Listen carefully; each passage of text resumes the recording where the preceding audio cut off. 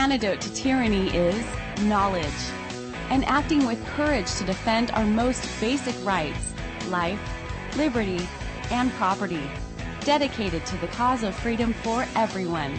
Here's Peter Mack. Good evening, ladies and gentlemen. Thanks for tuning in to Liberty News Radio. I'm Peter of the Peter Mack Show. Tonight is November 21st. We're glad you're with us. And my special guest tonight is Stefan Kinsella, and he is a patent attorney and a libertarian author. And I read one of his articles this morning and was so intrigued with it because intellectual property rights are not something that I've thought a great deal about, and I just thought the current state of them was appropriate for those of us who are libertarians or anarchists, that is, people who believe the government shouldn't be involved in our lives at all. And so after having read this article, it really caught me. I thought, wait a minute, this makes a lot of sense. And then Stefan had me listen to, or suggested I listen to a speech by a guy at the von Mises Institute, so I did that. So, I mean, it didn't take me very long to think, yeah, this seems to be correct. So in any case, he was willing and gracious enough to come on the air with us tonight. So wanted to have him on and talk about intellectual property rights. And so, Stefan, if you're there, thanks for, again, taking time to come on such short notice. I'm here and glad to be here. Thanks for asking me to be on, Peter. Great. Well, the notion that or the belief, I should say, that I came into this discussion, 24 hours ago. Let me put it this way. I just assumed that intellectual property rights were like other property rights. In other words, if I write something and copyright it, it becomes mine, and others cannot use it without in some way compensating me for that. If I invent something, then that becomes mine. Somebody else cannot invent something too similar, and I realize that's a gray area. But you're a patent attorney, so you've obviously dealt with these kinds of questions. And maybe before we start talking about that, you can just give us maybe a brief synopsis of how you became a libertarian, if that's how you refer to yourself. And sure. In particular, I think it's fascinating that you're an attorney because whether it's correct or not, my experience, most attorneys tend to be rather left-leaning. They like the government to settle disputes between two people, and you don't seem to fall in that camp, right? No, I don't. There are some rare exceptions among attorneys, but I think that's by and large correct. I think attorneys, there are some heroic attorneys out there, but by and large, attorneys tend to be among the worst, I think, in terms of being statists and advocates of the regime. Right. Maybe just because they are, part of the system and they're so invested in it, and that they have more of an opportunity to sort of be spoon-fed the state's justifications for the laws and to kind of be part of it. I'm not really sure why.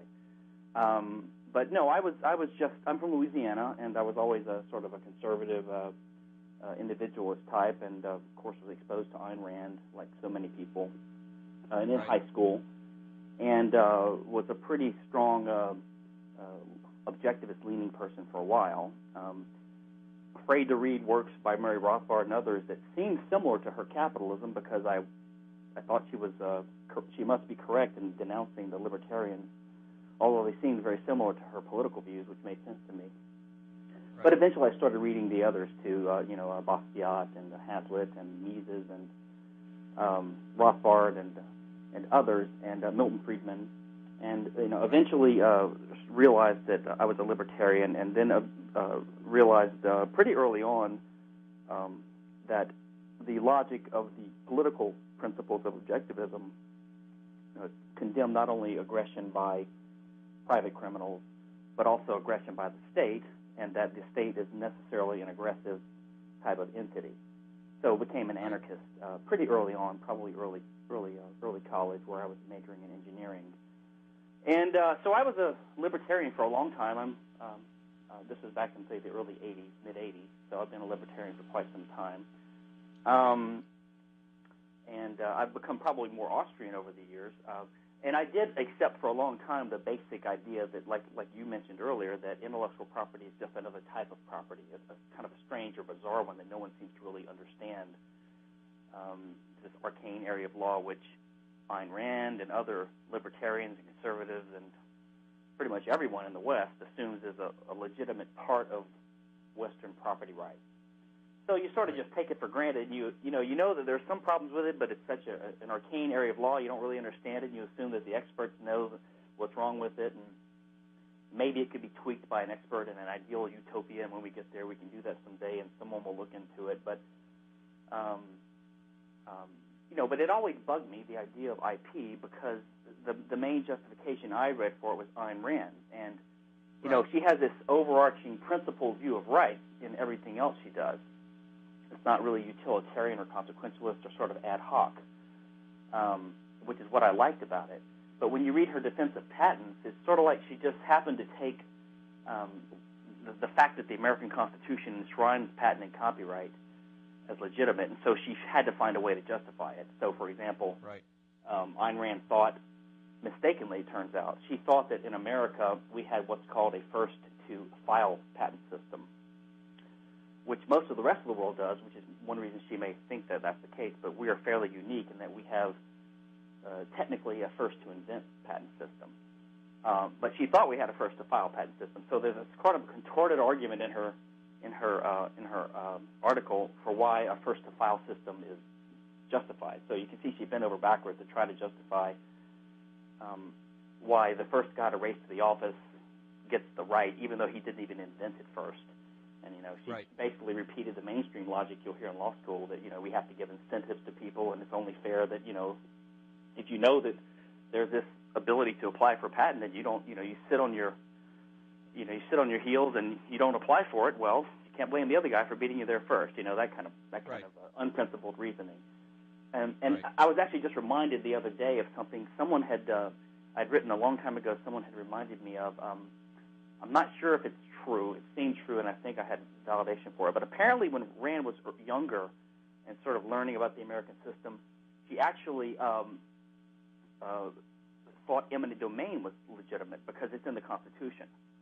So she sort of had this knee-jerk assumption that everything America did was valid because it looked so much better to her than the Russian system she was coming from, I guess.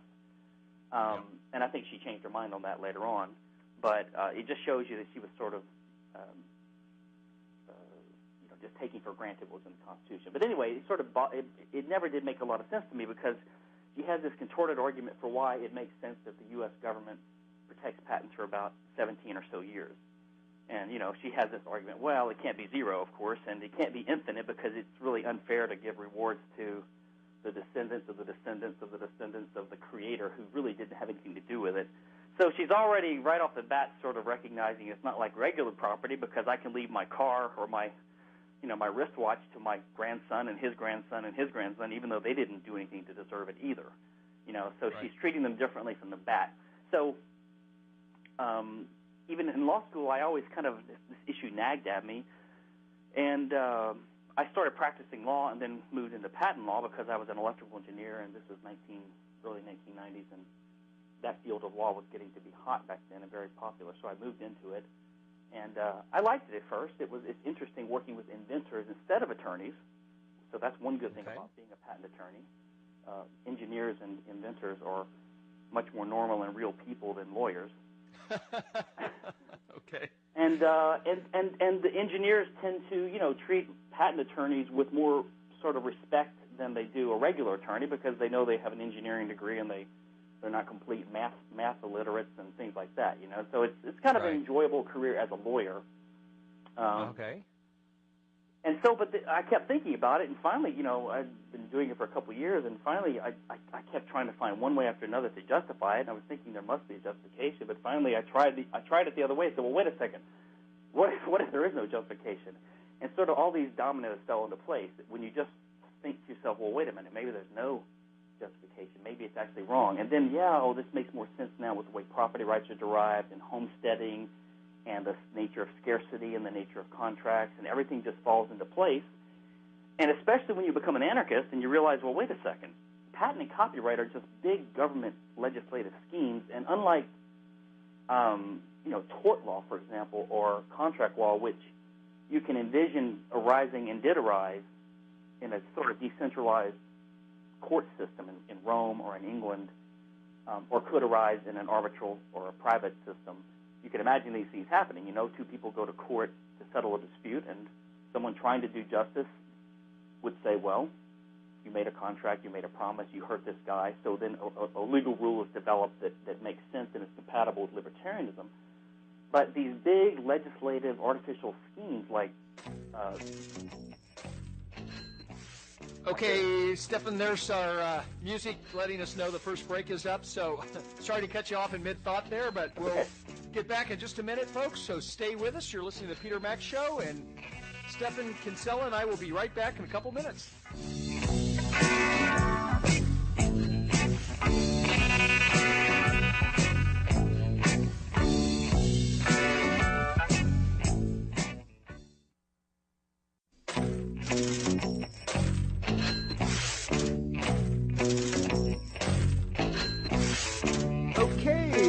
Ladies and gentlemen, we're glad you're with us tonight. My special guest is Stefan Kinsella, and he is a patent attorney, and we're just getting into the issue of intellectual property rights, but he has written on a number of subjects that are very interesting to me in terms of freedom and libertarian ideas and so forth, and I would encourage you to take a look at his website, which is Stefan Kinsella. That is Stefan with an A on the end, Stephan,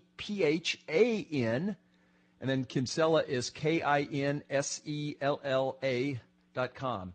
And I'll put that on my website, of course, after the show is over so that you can click on that and look at some of his other writings. But back to the issue of intellectual property rights, Stefan, if we could.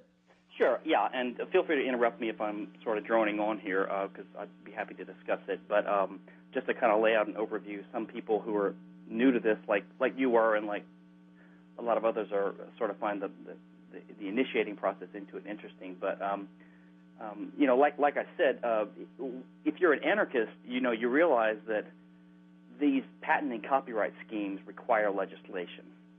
I mean, they are big legislative schemes, and they're sort of artificial rights. They were invented and introduced by legislatively in the last few centuries.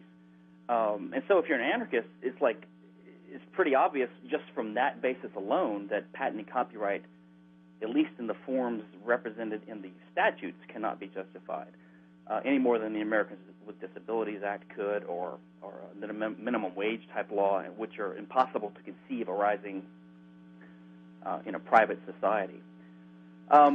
Right, but if I may just interject here real quick. Yeah, I certainly see that, but and again, having not thought about it much at all until this morning when I read your article, one could still arrive at the position initially that indeed these rights exist. It's just not appropriate for the state to defend them. So all the legislation about them might be illegitimate, but just as property rights don't go away when the government goes away, it just means we have to look to private sources to protect property rights. And so one could initially, it seems to me, start out saying, well, we still have these rights, but we're going to have to find another way to protect them, when the state goes away. I think you could. Does that make sense? Could look at it that way, and I see what you're getting at. I think to the extent I would agree with that, I would view that as there's a sort of moral component with honesty and attribution, recognizing ownership, giving people credit, and maybe even supporting people who give you things that you like. Sort of like people contribute now to some of these websites and podcasts that they like and things like that. Right. But to me, to call it a right, I mean, if you think about what it really means to have a patent or a copyright, and what they have in common is that it's basically, if it's a right, it's a grant by the state or by whatever legal system is enforcing rights that permits you as the holder of that right to basically have a veto over the use by someone else of property that they already own. So you can tell someone, look, you cannot do X, Y, and Z with that paper or with that car that you own. You can't tune your carburetor in this way to get better gas mileage because I thought of it first. Or not even I thought of it first, but because I registered it first with this agency over here, and they gave me a piece of paper. And so to call it a right means you have the right to stop someone from using their property as they see fit. And to me, that's, at least at first glance, that's a type of trespass or a type of redistribution of rights, to transfer full ownership or part of my ownership of my property to some other guy just because he thought of a way to use his property.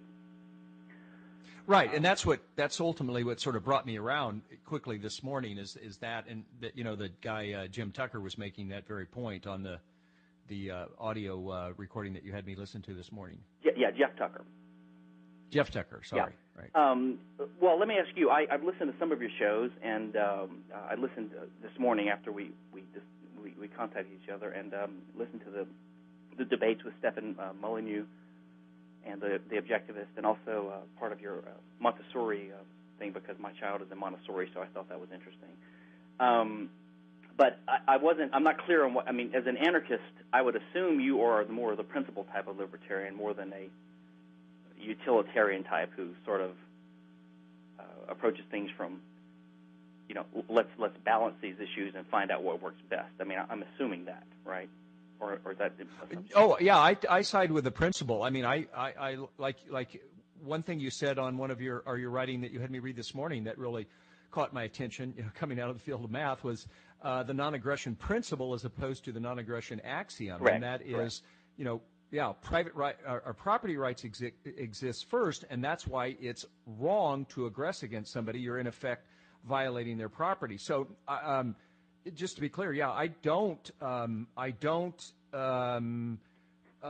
promote anything just simply on the basis of, well, this will maximize the greatest good for the greatest number of people, so, right. That utilitarian goal or anything. I say, let's look at the principle and see where it goes. And go ahead. Well, the reason I was asking this, and this interests me, I mean, it's interesting to me what convinces people to sort of start seeing the light on IP, and this is one of the rare fields, in my experience, where we actually have been making some progress in the last few years. I mean, usually people are pretty set in their views. They're an objectivist, or they're an anarchist, or they're a minarchist, or they're a pro-choice, or they're whatever. But I mean, I think we've seen an increasing movement of libertarians toward the anti-IP position, and I mean, I've seen it in the last 5 or 10 years a lot, especially in the last 3 or 4 years. Mm-hmm. And Jeff Tucker, for example, on the Mises, he writes on the Mises Institute, he sees it a lot. Boldrin and Levine, who've written on it, do. And so I was kind of curious what made you think about it, and what was persuasive to you. And I'm assuming it was because you are a principle type of libertarian. And what makes me think I that... certainly like to see myself that way, sure. Well, I mean, not every libertarian is. I mean, some libertarians, say, well, I favor vouchers because I'm in favor of what works. They have this kind of... Right. kind of approach to things. But what I was going to say was most people talk about IP and justify it or oppose it on these sort of consequentialist or sort of wealth maximization ideas. That was never, ever my approach, even from the beginning, even in the justification of it. And Rand's approach didn't really explicitly go there. So I was never really focused on, even on the inside as a patent attorney, does it make sense to me that patents stimulate innovation? I mean, to me, it was pretty obvious from the beginning, especially as an Austrian inheritor of Austrian economics, that you can't really measure these things. So it was always a question of principle for me. And, when you have someone saying, well, you can patent a new carburetor, but you can't patent E equals MC squared, and you can have a copyright on a song, but you can't have IP in a perfume smell. Things like this, it seems arbitrary. And then when you say, well, the patent term is 100 years, and the copyright term is 17 years, not 15 and not 28, you start seeing that these are just completely arbitrary lines, and it's sort of, I think to me that's what makes it start breaking down. So at the initial stage, for somebody would, at this point, as you're describing it, it seems to me one would have to say, look, it's going to have to be all or nothing. If you can patent certain inventions like a carburetor, then it's got to be possible to do, a carburetor. And if you can copyright certain things, then you ought to be able to copyright recipes, like Jeff Tucker was talking about this morning. You can't copyright a recipe. Well, why not? If I can copyright an essay that I write, why can't I copyright a recipe? Right. It's my quote unquote invention of how to put food together. It's got to be all or nothing, it seems to me. And the judges and the patent attorneys and the Congress critters will give you reasons why, they make these distinctions. But of course, they're just the standard legislative and statist rationales they give for all their arbitrary legislative distinctions in their various laws. but they don't make sense to me. And I think in my mind, one breakthrough that made it really make a lot of sense to me was I kept thinking, why do people make this mistake? What is? Yeah. Okay. Sorry. I know. Okay. You abruptly stop when you hear the music, and I understand that. Well, it is the signal that we're at the break, unfortunately. So we're at the bottom of the hour, obviously, here, folks, and we'll be back with Stefan Kinsella I hope I'm pronouncing that correctly, in just a couple minutes, and continue with this very interesting discussion on intellectual property rights.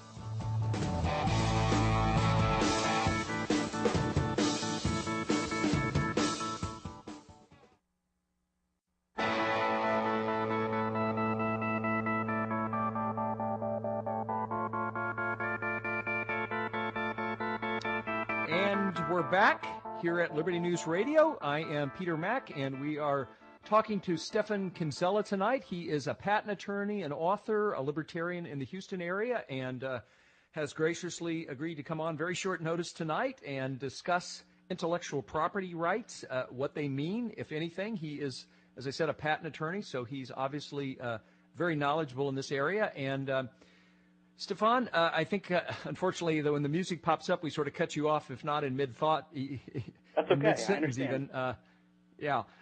So just continue on, and then I've got a couple questions for you in a minute. Sure. I was just going to say one thing that helped me really see clearly what the crucial flaw of the IP position for the libertarian is that there's sort of a looseness when we talk about where rights come from.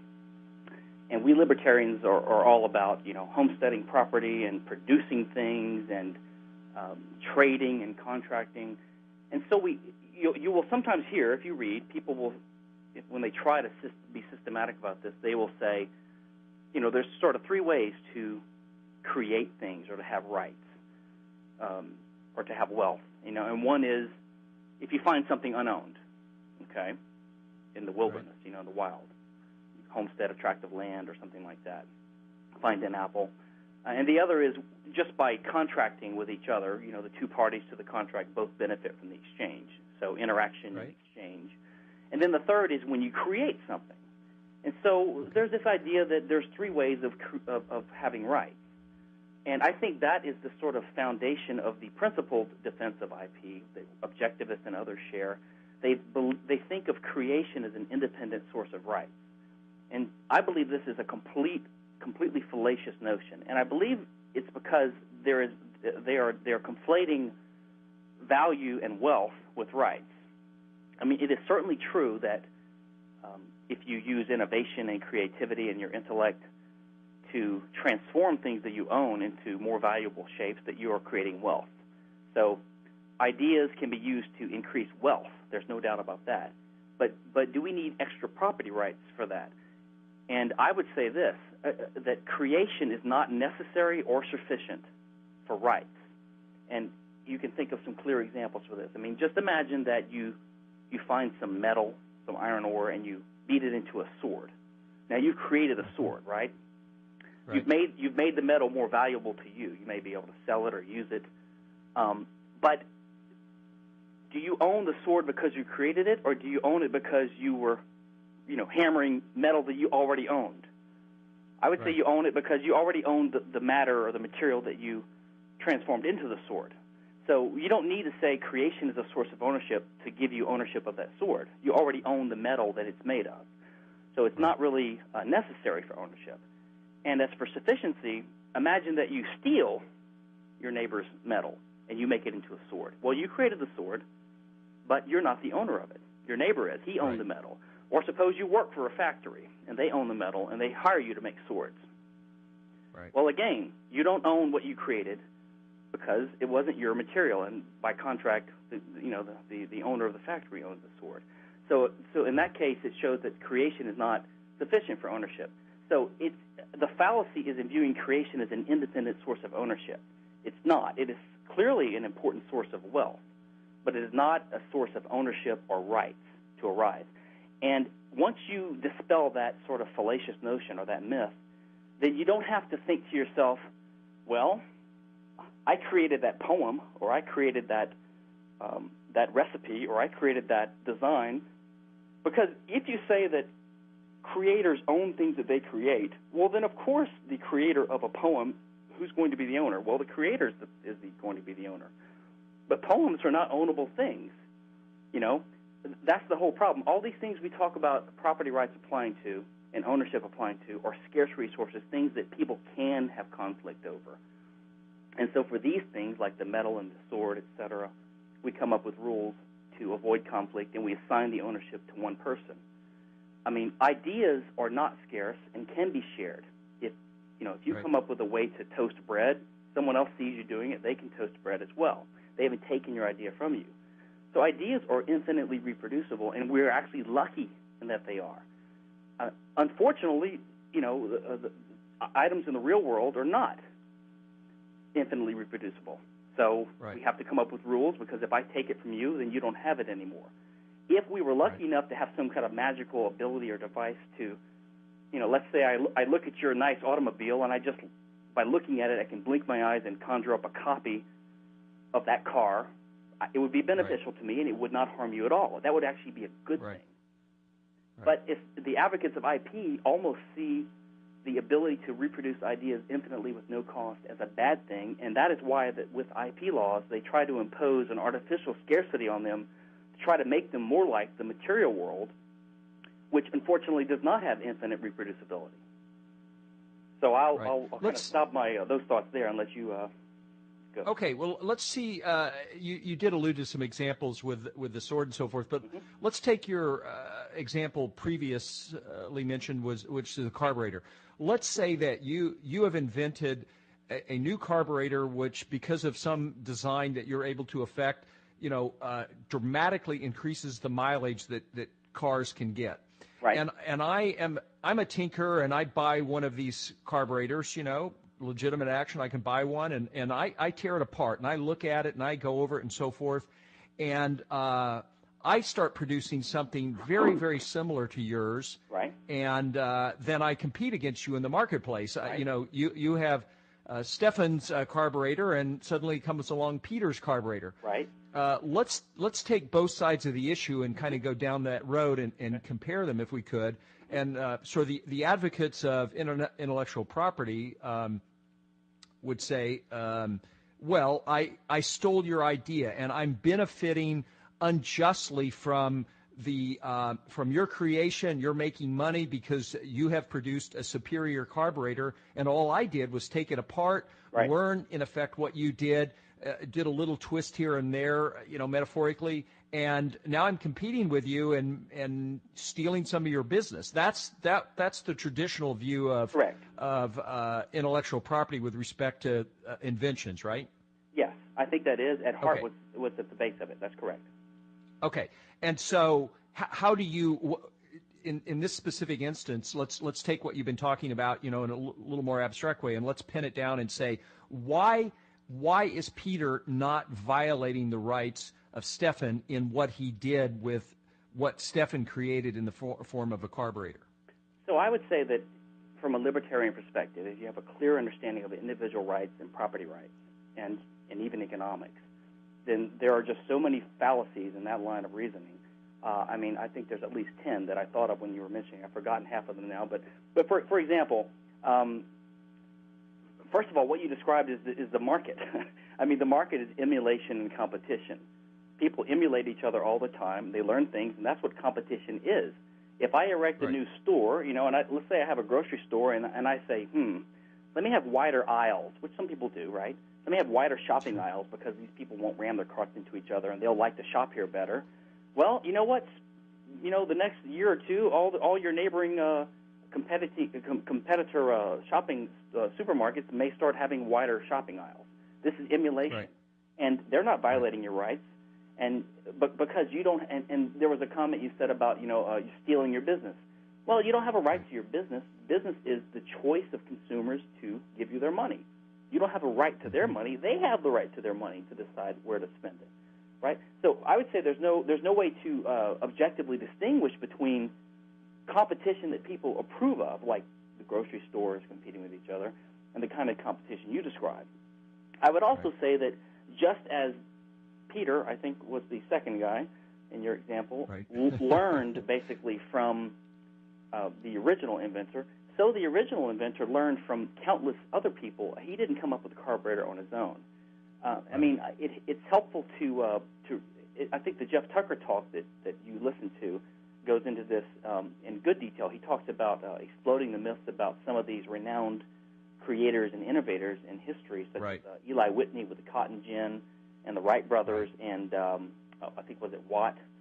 And the idea is, instead of viewing history as these peaks of these huge intellectual, significant, one-of-a-kind inventors who are like mountains compared to their competitors, really, the cotton gin started in the 400s, and there was gradual improvements, thousands, maybe tens of thousands of gradual improvements over the centuries until now.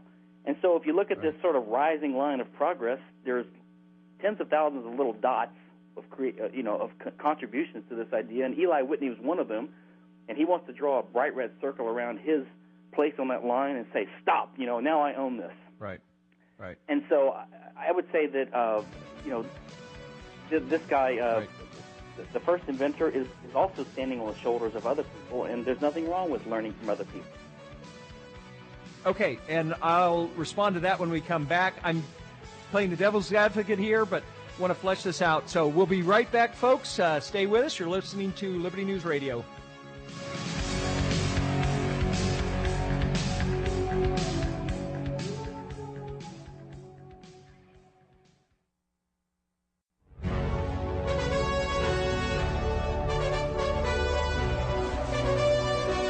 All right, ladies and gentlemen, we're back here at the Peter Mack Show, and my special guest, Stefan Kinsella, is on the line with me. He's a patent attorney, and we're discussing the issue of property rights. And prior to the break, I laid out this example where he had invented a new carburetor that dramatically improves gas mileage for any car that it's put on, and I came along and I bought a model of it and took it all apart and tweaked it and came up with my own version, which is only slightly different, and then I'm selling it on the marketplace, and I'm capturing a lot of the business that was formerly his.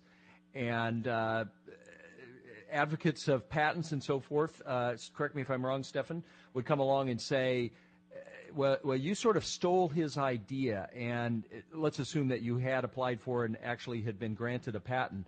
They would come along and say, that Peter stole Stefan's idea by producing this carburetor that's very similar.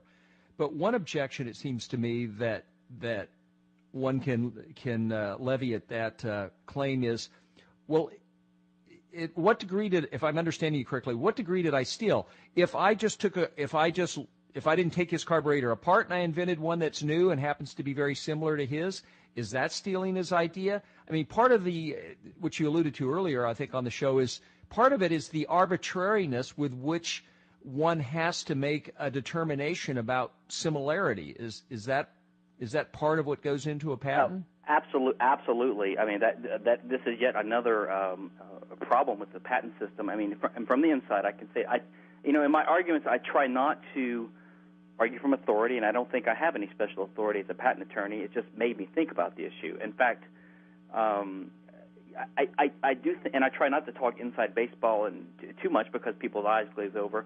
But on the other hand, you have these people talking about these complicated legislative schemes that they really know little about or get confused. They confuse trademark with copyright back and forth, and they have strong opinions on them. And it seems to me that you should know what you're talking about. I do believe that, in a way, the complicated nature of these systems, these legal regimes, allows libertarians to sort of tolerate them. They, like I said earlier, they sort of assume that they're valid, they're part of property rights. So let me mention a couple of things here to untangle this, because I think we sometimes need to. Most mainstream advocates of patents would say, in the case you described, there is no violation of rights because there's no patent. Or they would say there's a violation of rights if there is a patent, only if there's a patent, right? So they want to set up a patent system to cover the case you described. For utilitarian reasons. They think that if you do this, it will give people a monopoly profit that will lure them into innovating more, right, or something like that, or disclosing. Right. Let me I was perhaps a little remiss or not careful enough. Yeah, I didn't state it, but yeah, let's assume that you had in fact applied for and been granted a patent for this carburetor, and then clearly after that in time, I came along and did what I did. Right, and the reason I say that is because most modern advocates of IP law would say that if you don't have a patent, what the second guy did is perfectly okay. It's called reverse engineering, and he didn't violate any trade secrets. If you have in your possession a product legally, you can learn from it as you will. That's called reverse engineering, and it's perfectly legal. But what happens is you have these libertarians they try to have a justification for this system, and they'll say, well, the reason why it's okay to have a patent right granted to the first guy, is because, well, X, Y, and Z. And X, Y, and Z will be these sort of ad hoc things they throw out, like they'll say, well, plagiarism is wrong. Well, the second guy's not really necessarily saying he invented it all on his own, so it's not really plagiarism. Or they'll say, well, theft is wrong, copying is wrong. Well, I will tell you, as a patent attorney, in my experience, I've been called on, and I just posted about this last night because I realize most people don't realize this, because you'll have these defenders of IP saying it's wrong to steal people's ideas, assuming that you copied it. In your example, the second guy copied it. Well, I've been called on dozens and dozens of times, maybe over hundreds of times, to analyze a patent that a company or client has been made aware of, that they're worried that their current product may be infringing. They just learned about this patent. They never heard of this patent before. They might not have even heard of the other company before. They invented their product on their own.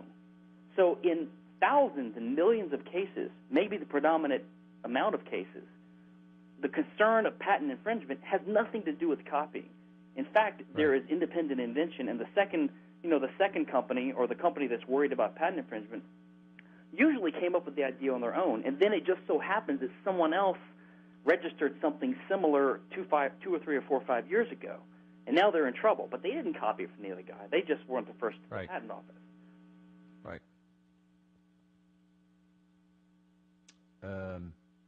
Did we lose him, Stefan?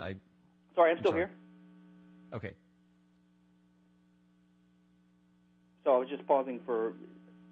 I think I was done with my train of thought here. Oh, I'm sorry. Go ahead. Okay. Sometimes we have technical glitches with the connections between the three of us, so I was just concerned for a moment. No, everything's fine. No, so I'm sorry. I thought I had answered your question or addressed your question. And now I'm concerned because I don't hear you. So, Denny, I'm not sure if we've lost him or if it's simply me that's not hearing him. Okay. Hello? I don't hear him. Hello? Yeah. Hello? Well, folks, I'm not sure. We're having a little bit of technical difficulty. This happens occasionally. I apologize, but I am not at this point hearing Stefan. He may be talking, maybe therefore talking over him. So as soon as we get everything worked out, we'll be back on. All three of us are, both of us talking and hopefully not talking over one another. Stefan, can you hear me? I'm here. Can you hear me? I can hear you now. Okay. Okay, yes. Yeah, I heard you the whole time, and I stopped talking when you couldn't hear me, so I don't know what happened. Okay, thank you. Sorry about that. Okay. I'm not sure where I stopped talking, but I was... Okay, yeah. Well, I'm not sure what I last heard. Okay, well, anyway, you were talking about the fact that there are these companies that invent something, and then they either enlist, the aid of a patent attorney or somebody to sort of do this search to make sure they haven't, in a very obviously non-intentional way, stepped on somebody's quote-unquote intellectual property rights when they clearly didn't, have any even awareness that such an invention was already patented or already invented by somebody else. No, so let me give you, there's sort of 4 things patent lawyers do. Number 1, they apply for patent applications when someone comes up with a new idea. And sometimes they do that defensively, like I do. I do it just to assemble patents to protect our company. If someone sues us for patent infringement, I can sue them back. But we're trying to make products, for a profit. We're not trying to make money off of our patents. Or there are patent litigators who go to court and they fight these things out. Patent attorneys are also called upon to analyze other people's patents when a company is concerned about them. Now, this could happen either when you want to mimic someone's product that you hear is patented or you see is patented because of a mark on it, and you want to see, am I okay here? Is my competing product going to infringe their patent? And in that case, there maybe is some degree of copying. But like I was saying, in the vast majority of cases that I'm familiar with and that a lot of attorneys deal with, there is no copying at all. There's just You learn of this patent after you've already made your product on your own. You invented it on your own. And so the justification for patents given by proponents of patent law, they liken it to plagiarism or to copying, when, in fact, patent law does not require you to copy at all for infringement. And so if you point this out to a libertarian, they'll say, well, I'm not in favor of that. Well, then I'll say, well, what in the hell are you in favor of? And they'll say, well, I don't know. I'm not an expert. You're the expert. I'm like, well, then, yeah. I don't know what really legal system that you're in favor of. Every time I point out an obvious, unjust problem with patents, you back down and say, well, I'm not in favor of that. But then you can't tell me what the system would look like that you are in favor of. So I don't know where to go with you guys, you know. I mean, this is my frustration with libertarian advocates of patent law and copyright law who really don't know what they're talking about and don't know what they're in favor of. Right. Okay, just to sort of round this out, we're closing in here on the top of the hour, and to the extent that you can stay on, I want to explore this a little bit further and also get into the areas of copyright and trademark and plagiarism, because I mean they're obviously related, and lay people like me probably confuse the heck out of those things, and it'd be nice if we could sort of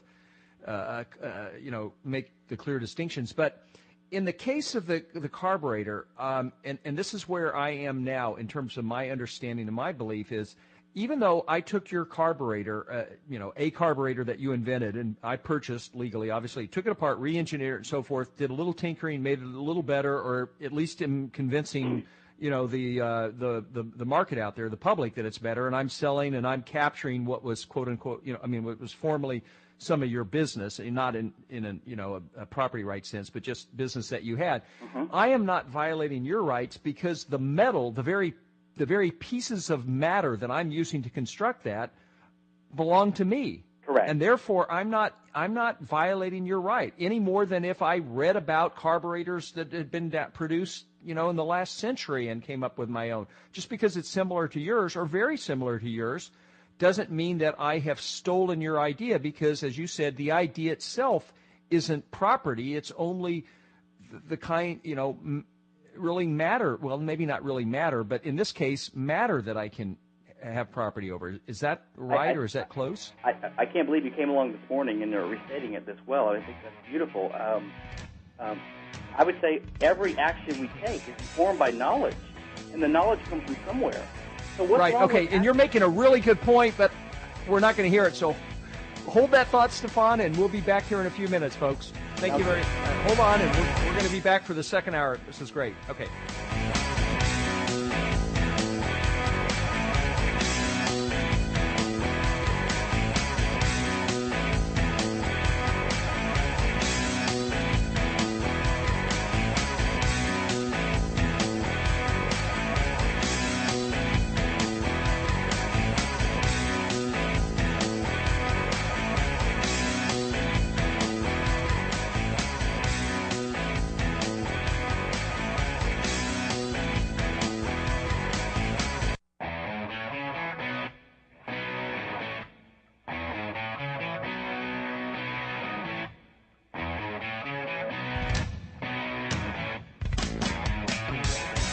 The antidote to tyranny is knowledge, and acting with courage to defend our most basic rights, life, liberty, and property, dedicated to the cause of freedom for everyone.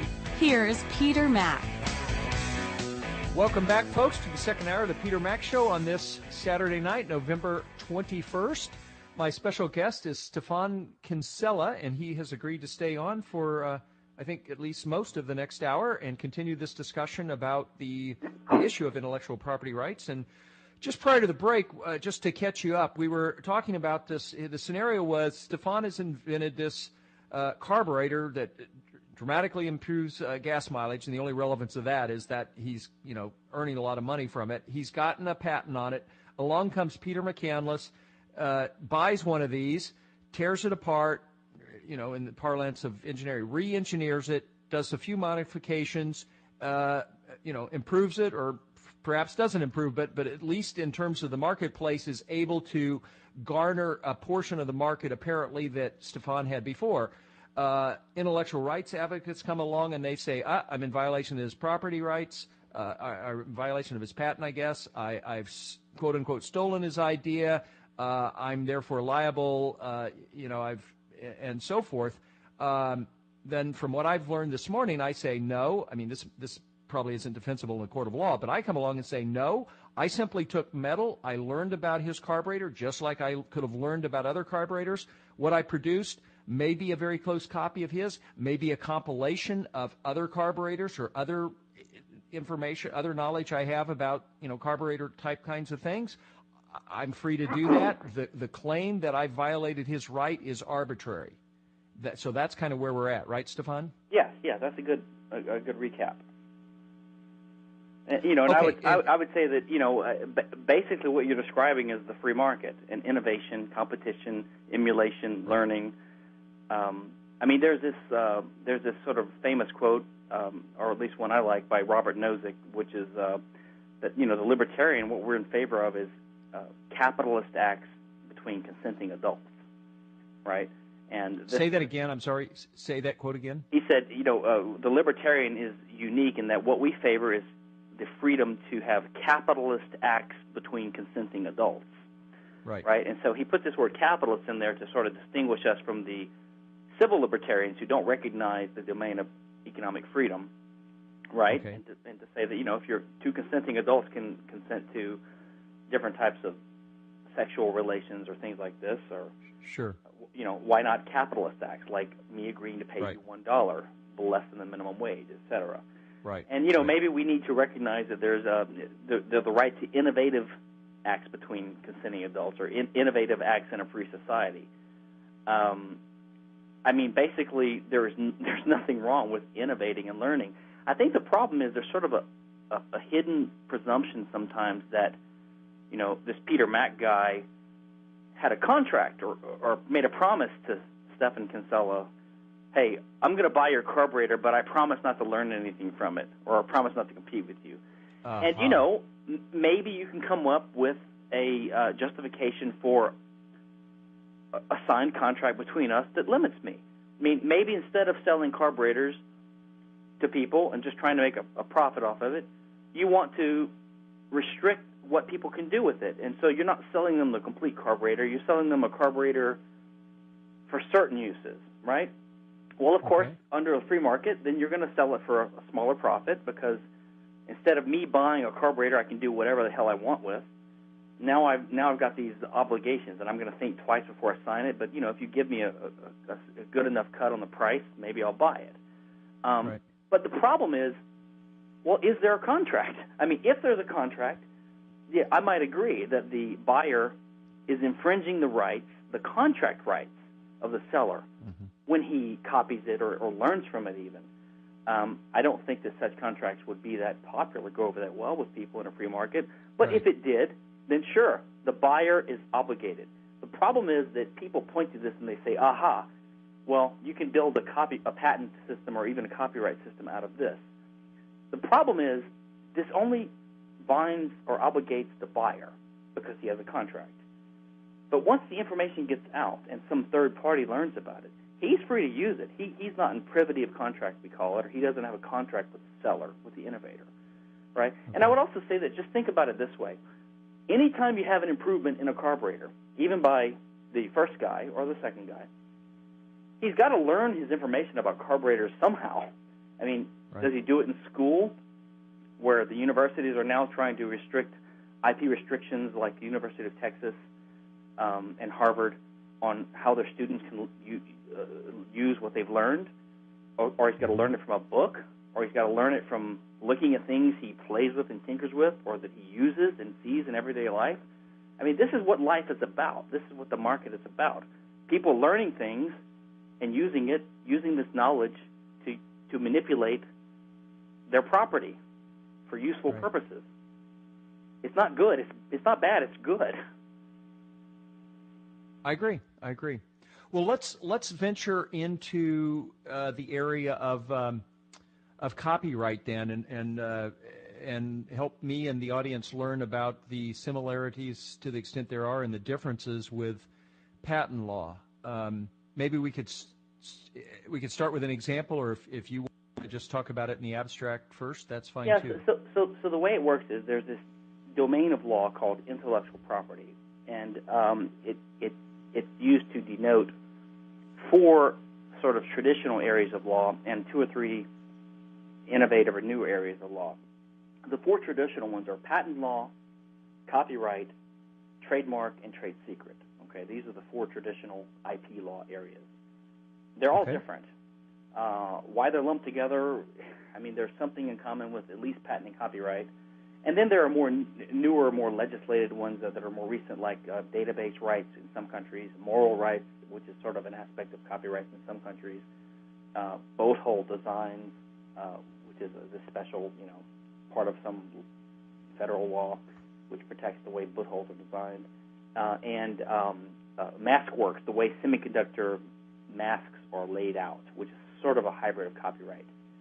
And then among patents, there are 3 or 4 types of patents. There's the utility patents, which is what you and I think of as the regular patents that cover inventions. Design patents, which are sort of like copyrights but a little bit different. And plant patents, which have to do with asexually reproduced plants. Okay, so you have these sort of different areas that the Congress has had enough pressure put on it to lay out, right? And there are, of course, areas in between which are not covered, perfumes and abstract ideas and some types of business methods and things like this. Now, the big 4, okay, patent is totally federal. Copyright is totally federal. Patents is the exclusive right to make or use or sell an invention that you have a patent on. Okay, this is some practical device or process. Okay. It doesn't require copying because it's just the right to make or use or sell this invention that you describe. Even if someone else comes up with it on their own or even later, you can stop them from making it. A copyright is the right to copy, an expression of a creative idea. And this is typically something like a novel or a painting or, according to court decisions in the last 20 or 30 or 40 years, software or things like that. Now, theoretically, copyright doesn't stop someone else from independently creating the exact same work of art.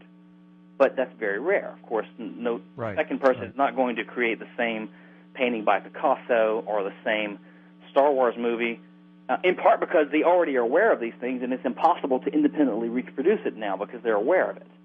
But if you could show that I wrote Atlas Shrugged yesterday in a total vacuum, which, by the way, is where the word clean room comes into law. In technology, clean room refers to, one of these Intel rooms with the guys dancing around in the little suits, to keep dust particles from infecting the semiconductor crystals that they're growing. But in patent law and copyright law, a clean room is you can prove that you put these guys in an environment where they had no access to the source code of Microsoft or whatever. So if there's any similarity, it's just because it had to be there, to solve this problem, but they didn't copy it. So there's no copyright problem. So copyright pertains to works of creativity, but it's the way you express them, which is why Jeff Tucker mentioned that recipes are not covered by copyright, because a recipe is a functional way of doing something. You can protect the way you describe it, but a recipe can really only be described in a couple of ways quite often, especially for a simple recipe. So there's not much creativity involved in how you describe these sequence of steps. And again, I'm going to inside baseball here, and I don't want to, but there's an idea, there's a doctrine in copyright law called the merger of ideas and expression. And we can return to copyright law for break. Hold that thought, mergers and expressions, and we'll be back here in a minute, folks. Stay with us. You're listening to the Peter Mack Show. Stefan Kinsella and I will be back shortly.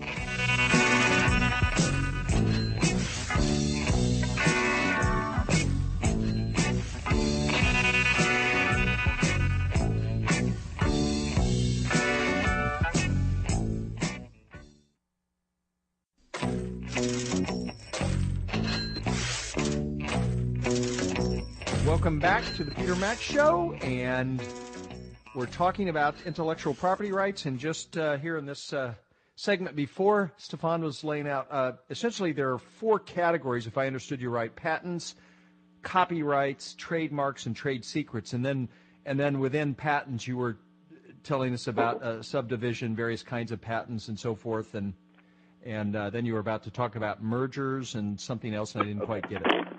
Hold on just a second. Yes, can you hear me? Okay. Yep. Yeah, sorry, had to change phones. My battery went out. No problem. Well, there's a doctrine called the merger of ideas and expression, and that doctrine arose in the courts to say that you cannot have a copyright on some expression of an idea if there's really only one or two or three ways to describe the underlying idea. Because if you had a copyright on that expression, then you would have a copyright on the idea itself, which is the domain of patent law. See, so these areas of law are jealous of each other, which is one reason, for example, there was this famous case called Feist in the Supreme Court about 15 or so years ago, which basically came down to say that you can't have a copyright on a map because a map is purely factual, or databases, which are purely factual, even though you have to. I mean, before this, there was this doctrine called sweat of the brow. I mean, these things are crazy. But anyway, this is what we patent and IP lawyers deal with. The doctrine called sweat of the brow, which was the idea that if you put your hard work into something so that, sweat started dripping off your eyebrows, then you're entitled to some protection. It's almost the Marxian labor theory of value, right? You put some work into it. Wow. Damn it, you're entitled to something for it. Well, they finally rejected that doctrine and said, well, sweat of the brow is not enough. The copyright law requires originality. It can't just be a factual depiction of things. You can't just put work into it to assemble facts, which is what a map is quite often, right? So you'll actually see, this is something most people don't know, you'll see now in a lot of these maps you'll buy, there are fake streets on them, okay? So there might be a fake street with a cul-de-sac on it, which just doesn't exist. And they put that in there so that they can catch copiers. They can say, well, they copied the fake street, which is creative, right? I mean, we had originality to make up this fake street. And so they're violating our copyright by copying not the map, but the fake street. And so you have all these people using the good map, and they're looking at this thing, wait, where's that cul-de-sac? It just doesn't exist. Where's that street? Yeah. It's crazy. Oh, God. So that's copyright law. The other is trademark law, which is sort of a hybrid of federal and state law. Trademark was always a common law and a state law field, and it was partly preempted by federal law, only partly because the grant in the Constitution about IP law talks about inventions and authors. Basically, it authorizes copyright and patent law, but it doesn't talk about trademark law.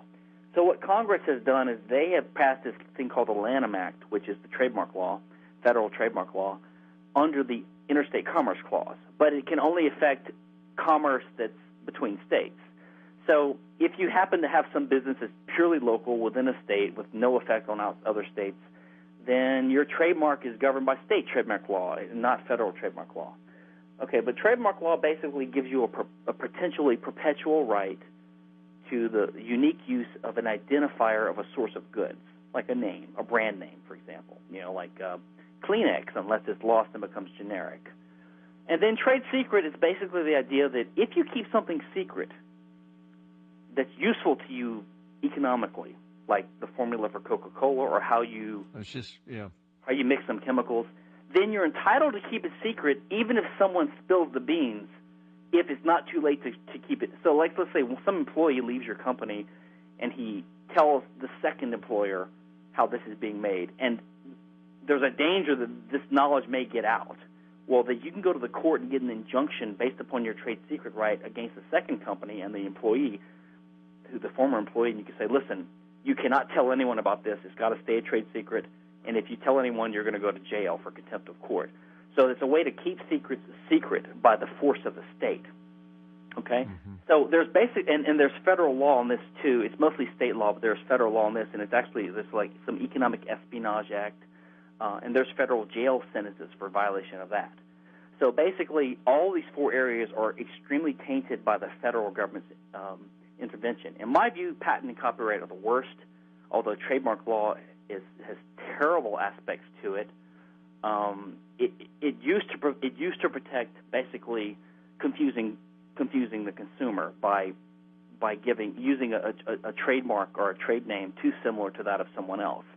But they've added legislatively other things like this anti-dilution, which says that if you use another mark, even if it doesn't confuse the consumer, even if it doesn't look like the mark of the trademark holder, if it dilutes the value of their mark, you can stop that too. Okay, if it tarnishes it or if it dilutes it. So it's completely artificial, arbitrary, and legislative, and it's unjust as well, although I think that by far the greatest economic and personal liberty damage is done by copyright and patent. Okay, let me throw in something here. Sort of as I'm listening to you describe all this, I'm thinking about legislators, and judges who, I guess this comes about through legislation, or I guess to some degree, like all law, case law gets built up and so forth, right? And cases are settled in a certain way, and that becomes case law, and that becomes a foundation for further cases that are similar. Obviously, precedents are set. I think you used the term. Okay, what aside from the whole problem with, is this based on any principle or is this just arbitrary and all that? Aside from that for a moment, Stefan, what bothers me is, well, it bothers me at least as much as the non-principle part, is you have people who I don't think are really skilled in these areas. You have a master's degree in electrical engineering. Is it not the case that in many cases you have judges and or legislatures who really have no technical background, who are passing laws and making rulings on things that just frankly don't know what the hell they're doing? Is that am I being way too critical in making that assessment? I mean, to me that is not a that's not a fundamental criticism, and the reason I say that is because I don't want to be ruled by the technocratic elite, and which is the patent law, the patent bar, right? And these guys do have technical credentials, and so they use that expertise to claim an extra special authority. I mean, I don't think the problem with patent law is that the court system can't answer technical questions. I mean, I think it's possible. As a practical matter, and as a practicing patent attorney, I grouse about the incompetence of the experts they use and the judges, although I think they do a surprisingly good job. Like I say, I don't believe in resorting to authority, so I don't think anyone. Well, I don't either. I just fine. No, I think it's possible. I guess to have look, if we're in favor of justice and we're in favor of reason and we're intelligent people, we can figure things out. And if we're not experts, we can appoint experts, and that's what courts do. They appoint experts to help them figure out these areas. And actually, I think I think the problem is the conceptual underpinning of these IP law areas is completely arbitrary. So, for example, it's not the fact that you can't figure out what this software does or where its boundaries are. It's that you can't figure out what the legal standards really mean, because it's just some legislatively cobbled up words on paper that was a compromise by Congress, and no one knows what it means. For example, in patent law, the two primary things you need to get a patent is you have to have an invention. Well, there are three. One has to be statutory subject matter, which is a ballpark of its own. So, for example, printed matter, which is a book, doesn't count, and abstract ideas don't count. But let's say we're talking about practical inventions. The two primary tests is your invention has to be, number one, novel, which means new, which means no one ever described this exact invention before. And number two, it has to be non-obvious. And to me, this is the heart of patent law and the heart of its ambiguity. What does non-obvious mean? Well, what it means is if you knew of all the prior art that existed out there, it wouldn't have been obvious to you to come up with this new invention. Okay, well, that's... Okay, all right, we'll have to take that up on the other side of the bottom of the hour here. I couldn't quite hear that. Maybe the audience could. So, in any case, folks, we'll be back here with Stefan Kinsella in just a few minutes, and we'll continue this discussion. Stay with us. You're listening to the Peter Mack Show on Liberty News Radio.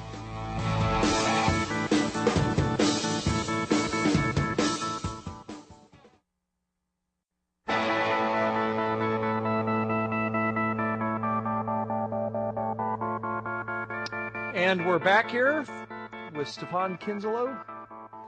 I'm sorry, got that wrong. Anyway, you were sort of talking as we got into there about.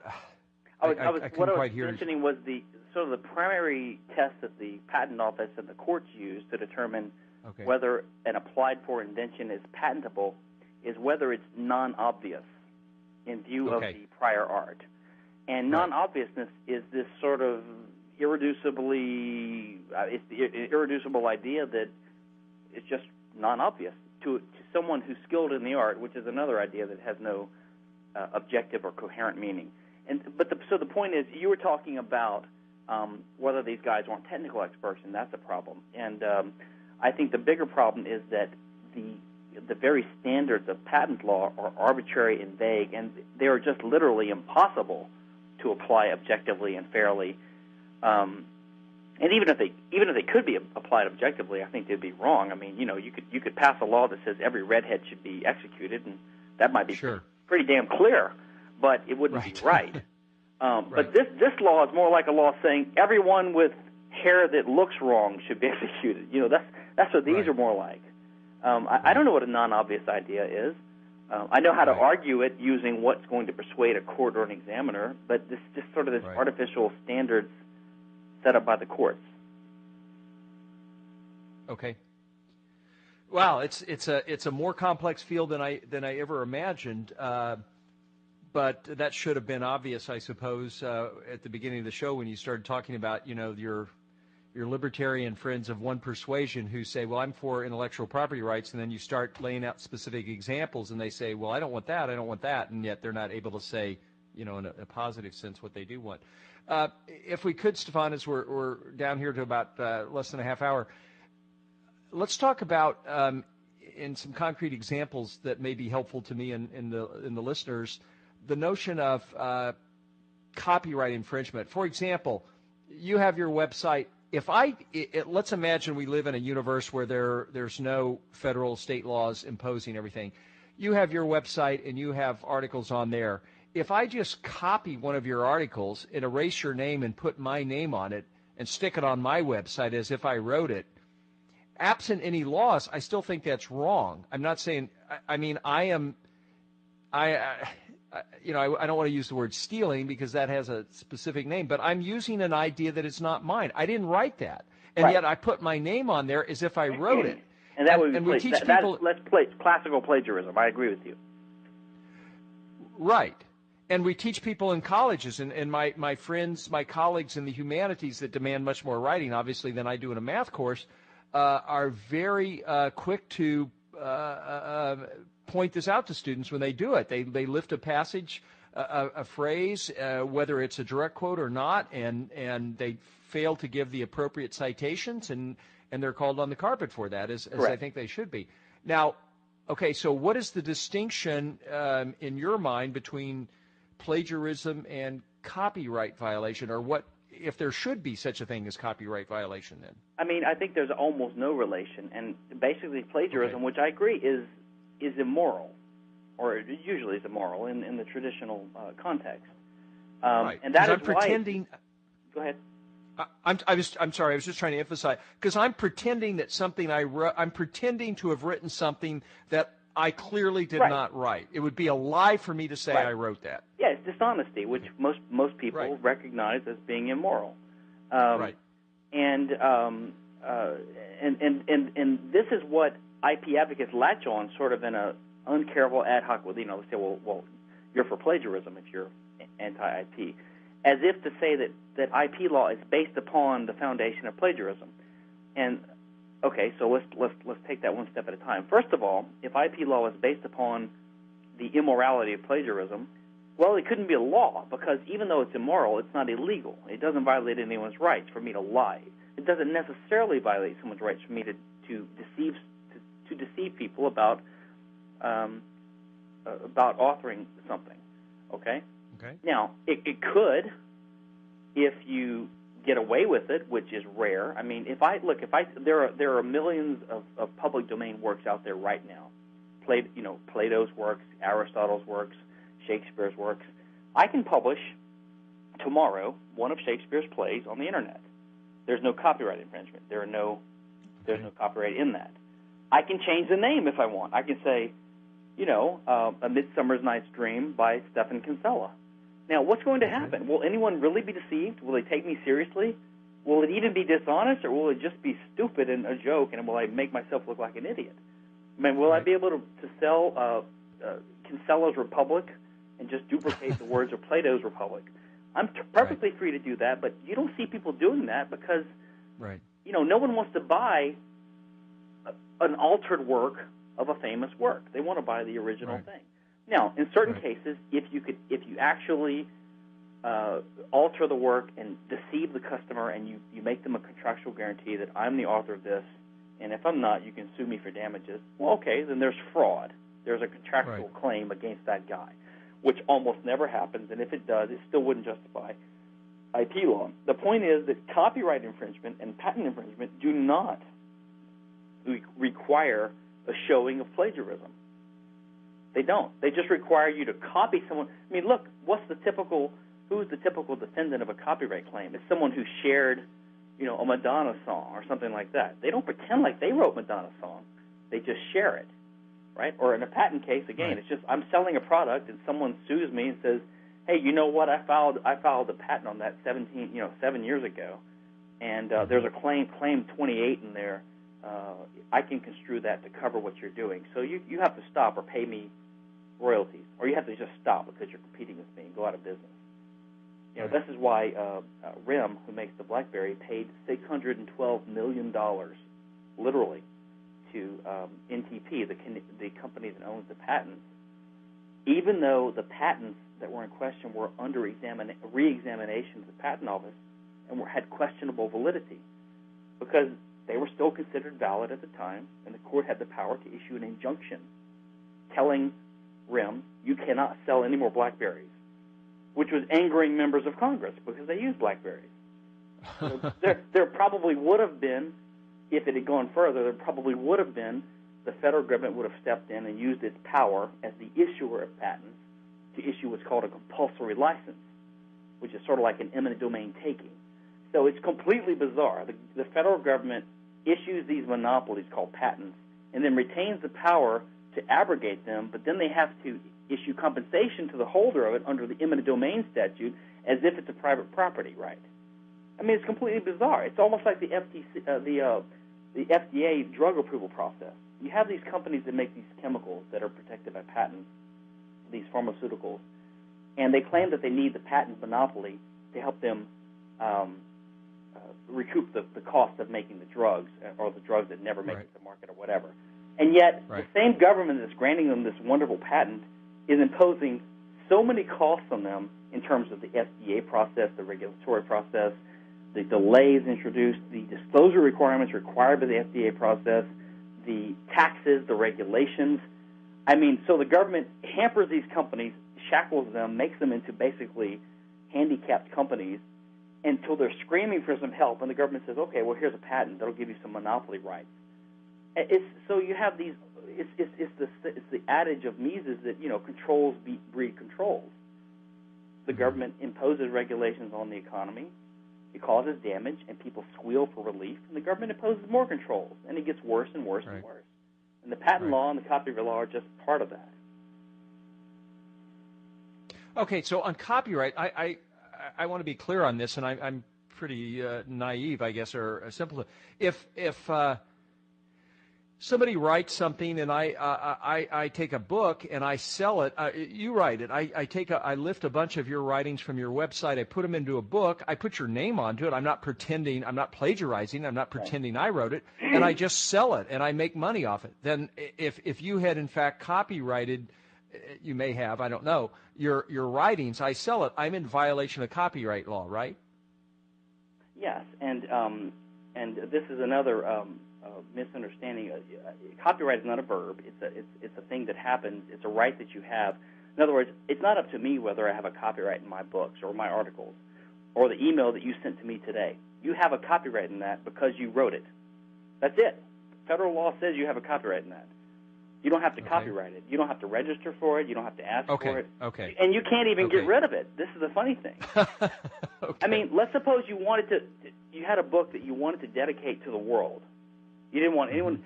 It's almost impossible to do it. There's really no way to do it.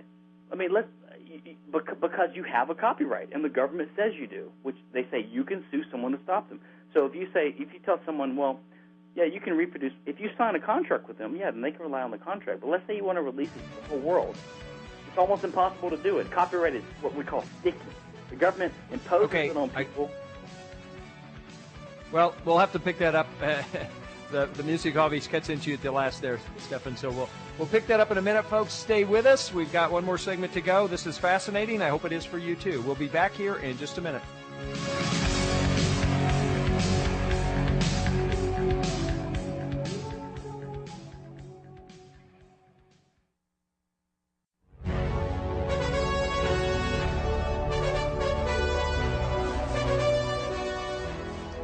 And we're back here at the Peter Mack Show, and we're glad you're listening tonight. And I think this is very enlightening for me. Wow, it's a complex subject, and I see why obviously people need to specialize in this area of law, Stefan. So let me just be clear. I'm sorry. Before I do that, you were talking about something as we entered the music just before, and if you could pick it up there again. No, that's okay. Go ahead with your question. Well, okay. I just want to be clear on both what the law demands or says is an infraction and the principle that says that it should not be with respect to copyright law. So if I were to take, anybody's creation, and as you told me in the previous segment, if somebody writes something like the email, that's automatically copyrighted. It's not something that requires, some stamp of approval from some government, bureaucrat to say, yeah, you've got to copyright that on that now.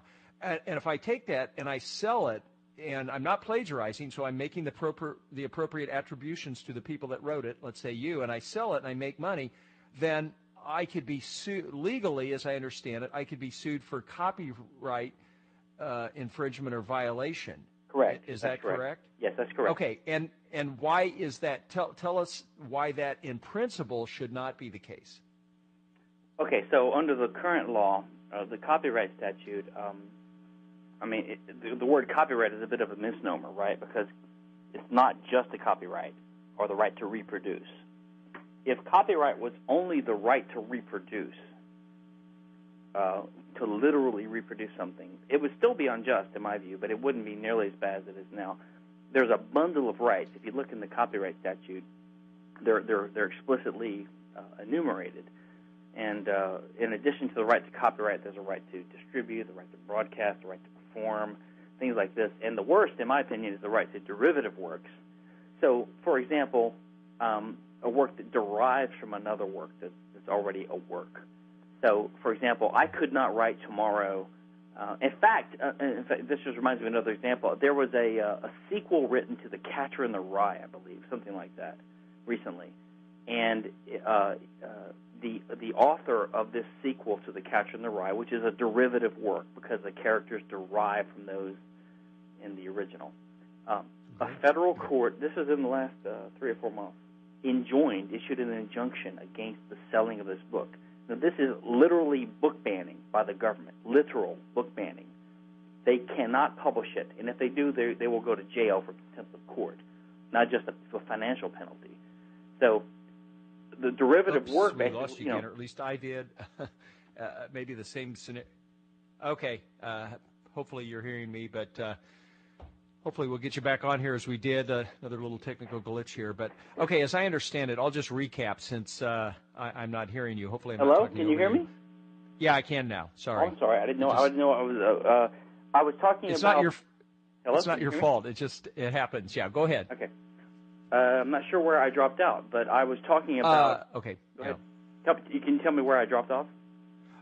Well, you mentioned that there's this notion of derivative copyright. I'm not sure I'm using it. And so you talked about a particular case where someone had used the characters in the book The Catcher in the Rye, and a court had enjoined if that's the correct word, enjoined the publication of this book because of its apparent similarity, or it's being derived from The Catcher in the Rye. Yeah, it was based upon the original characters.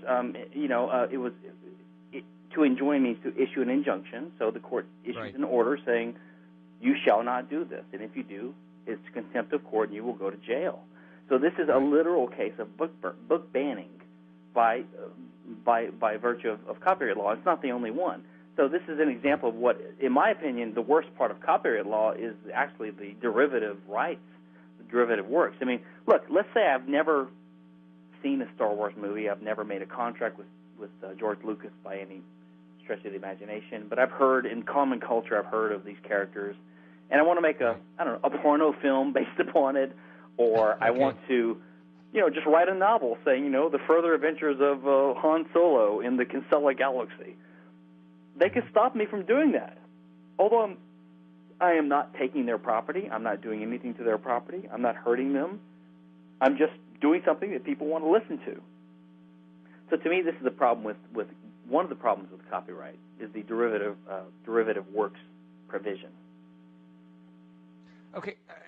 Okay, I understand that. That seems, especially egregious. But back to the more mundane, if you will, infraction of copyright law. You write something, I compile it, put a nice cover on it, and I offer it for sale.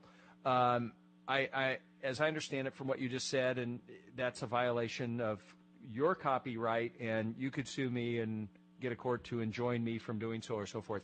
And the reason it shouldn't do that is, and I'm trying to draw the parallel here with the principle. The reason it shouldn't be is because I'm using my paper and my ink, or if it's an electronic thing, something that belongs to me. You can't copyright an idea, so I'm not, I'm not stealing your idea. I'm simply taking something and I'm putting it on my paper and I'm selling it. And therefore, I haven't in any sense violated your property rights, right? Yes. So I would say we libertarians need to be reminded that we, unlike many other political philosophies, we believe we live by right? We don't live by permission. I don't have to find a permission from the government to do X, Y, or Z. Exactly. I can do anything I want except prohibited things. So what should be prohibited? Violating the rights of others, which means trespassing against their property, which means using their property without their consent, or which means invading or violating the borders of their property without their consent. So if I'm not doing that, I can do whatever I want. Now, we don't live in Soviet Russia. We don't live, although it's getting worse, but we don't favor a system where we have to ask permission to do things. So I don't need to explain why I have the right to publish this poem or to write this novel. I just have to be free of infringing or aggressing against or trespassing against the rights of someone else. So they need to show that I'm committing some kind of trespass. And I am not, by merely impatterning my own property in a certain way that others find valuable. It is not trespassing against the property of anyone else. They are still free to do whatever they want to do with their own property. Right. That's the fundamental libertarian case against copyright. Right. That makes sense. That's good. So is it the case, and I don't want to take you too far afield here if you were about to go somewhere else, but in the remaining 4 minutes or so, I'm trying to get a better understanding from this discussion in my own mind of what constitutes property. And my initial thought here, after these 2 hours or so of discussing this, Stefan, is that property must be something physical, tangible, or is that too limiting? I mean, I would say the primary characteristic is it has to have scarcity, which is basically means it's contestable, something that people can fight over. Basically, it means something that has a nature, a causal nature, such that if you use it, it excludes my use of it. Only one person can use it, right? And so this is the problem. If there's a resource like that multiple claimants would like to use, well, your use excludes my use. Right. So either if this resource is useful, this scarce resource is useful, then either it's going to be fought over forever in a kind of an anarchistic, in the bad sense, society, or they're going to be ruled in the bad sense, right? And in the pejorative sense. No, meaning no rules, meaning anyone can take it from day to day, and you have no assurance that this is my property and I have a right to use it. Right. Or there is an owner assigned to this resource.